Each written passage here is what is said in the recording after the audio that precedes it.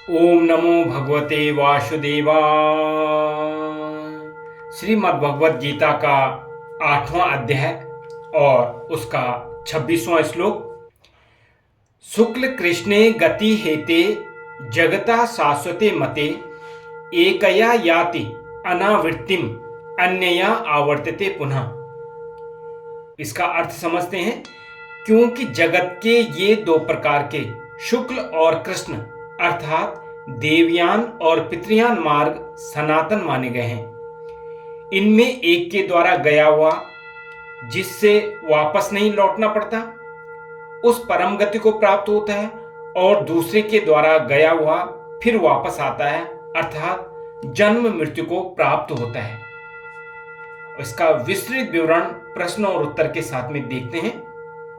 यहां जगता पद किसका वाचक है और दोनों गतियों के साथ उसका क्या संबंध है, एवं इन दोनों मार्गों को शाश्वत कहने का क्या अभिप्राय है।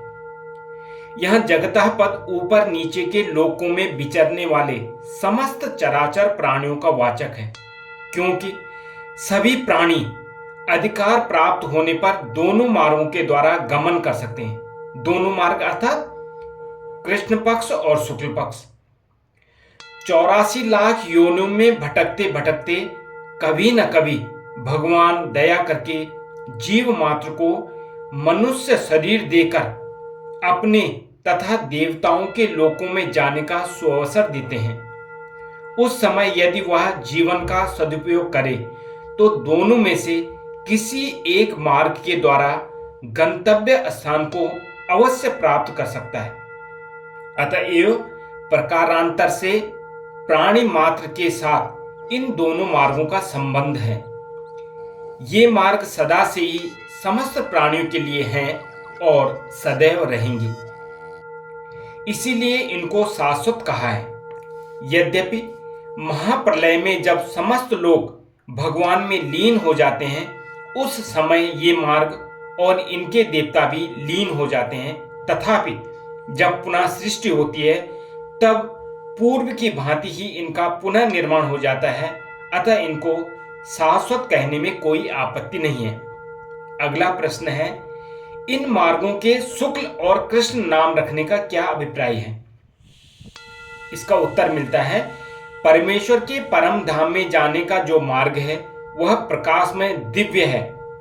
उसके अधिष्ठात्री देवता भी सब प्रकाशमय हैं और उनमें गमन करने वालों के अंतःकरण में भी सदा ही ज्ञान का प्रकाश रहता है।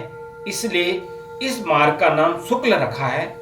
और जो ब्रह्मा के लोक तक समस्त देव लोकों में जाने का मार्ग है वह शुक्ल मार्ग की अपेक्षा अंधकार युक्त है। उसके अधिष्ठात्री देवता भी अंधकार स्वरूप हैं तथा उसमें गमन करने वाले लोग भी अज्ञान से मोहित रहते हैं, इसलिए उस मार्ग का नाम कृष्ण रखा गया है। अगला प्रश्न आता है, अनावृत्ति शब्द किसका वाचक है और उसके प्रयोग का यहाँ क्या अभिप्राय है। तो इसका उत्तर मिलता है, जहां जाकर साधक वापस नहीं लौटता, जो भगवान का परम धाम है उसी का वाचक यहाँ अनावृत शब्द है। 24वें श्लोक में शुक्ल मार्ग से जाने वालों को ब्रह्म की प्राप्ति बतलाई गई है।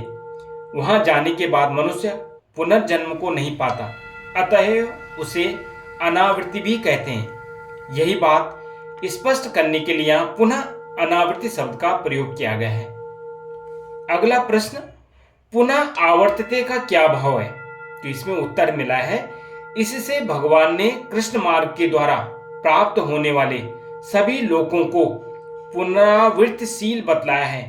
भाव यह है कि कृष्ण मार्ग से गया हुआ मनुष्य जिन जिन लोकों को प्राप्त होता है वे सब के सब लोग विनाशशील हैं, इसलिए इस मार्ग से गए हुए मनुष्य को लौटकर मृत्यु लोक में वापस आना पड़ता है।